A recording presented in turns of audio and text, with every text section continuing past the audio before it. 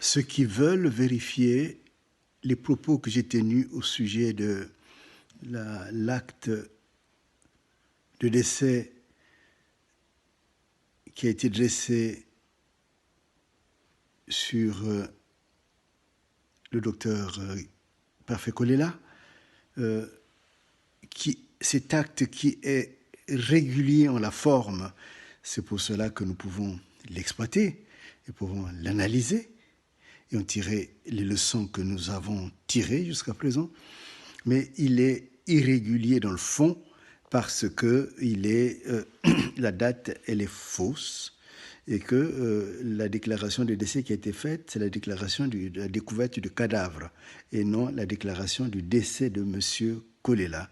Et donc, il appartient aux Congolais de pouvoir faire des actions pour qu'un véritable acte de décès soit établi, cette fois sur Brazzaville, là où il y a eu le décès, ou tout au moins, si même ça se faisait ici en acte supplétif, il faudrait que l'on puisse tenir compte du fait que le docteur Parfait Kolela n'est pas venu mourir à Paris. Il n'est pas venu mourir en France, mais il est mort, lui qui est français, dans son pays d'origine, qui est le Congo, où il a aussi exercé des actions de haut fonctionnaire. Et il a aussi eu un parti très important, qui a eu, d'ailleurs c'est le seul, je pense, contrairement au parti qui avait été créé par son père, qui a des députés qui peuvent mener même des actions. S'ils veulent, ils peuvent me consulter et je leur indiquerai les actions qu'il faudrait qu'ils puissent mener. Alors, donc, je disais que l'acte dont il est question, je vous en donne les références. Il s'agit de la copie intégrale numéro 40000021/2021. Donc, à l'intérieur, vous avez tout ce qui est nécessaire pour comprendre ce que je viens d'expliquer. Maintenant, pourquoi est-ce que c'est important et pourquoi ça fait trembler le pouvoir? Parce qu'en réalité, dans leur montage, il était clair et il était certain que M. Kolela, en venant mourir à Paris, les élections, en tant que telles, étaient, disons, je dirais, régulières. Hein, voilà, pour parler un peu de manière polie, si je peux dire, même si en face, on n'a pas de gens polis. Et donc, la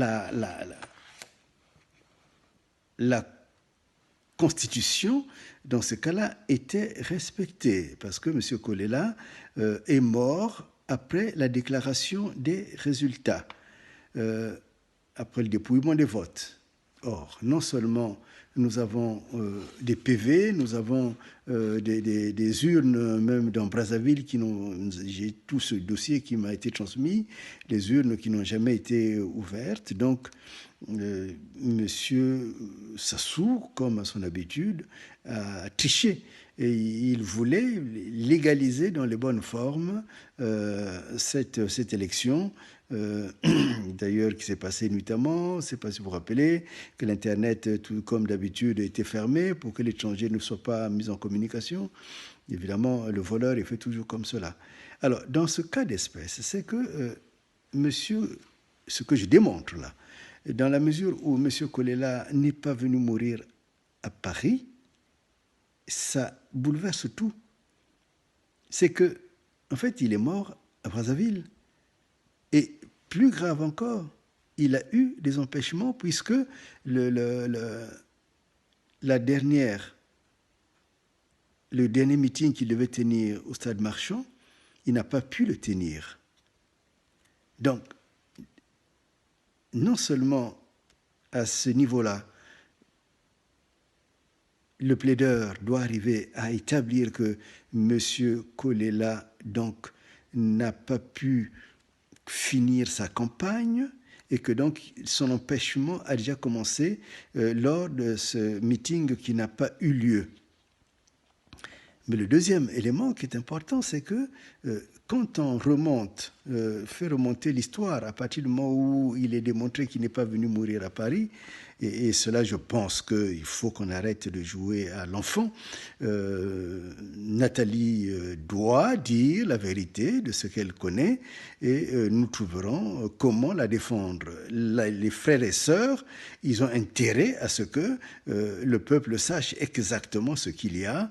Je sais qu'il y en a beaucoup d'entre vous, les frères et les frères, qui allaient vous mettre pratiquement à genoux devant Sassou, le criminel de votre propre parent, et cela est intolérable, vraiment intolérable, c'est impensable. Et je dirais que il y a aussi un témoin, c'est M. Opango. Il faudrait qu'il arrive à établir exactement à quel moment M. Kolela était véritablement péché. Beaucoup d'hypothèses remontent et je pense que c'est à la clinique qu'il est décédé. Après avoir lancé son message, il est décédé à la clinique. Donc s'il était décédé à la clinique, ou même si on avançait d'autres hypothèses, le simple fait qu'il était empêché de faire son meeting au stade Marchand fait qu'en réalité, il ne pouvait pas être considéré que ces élections soient des élections régulières. Parce que ces élections tombaient sous le coup de l'article 70. Qu'est-ce que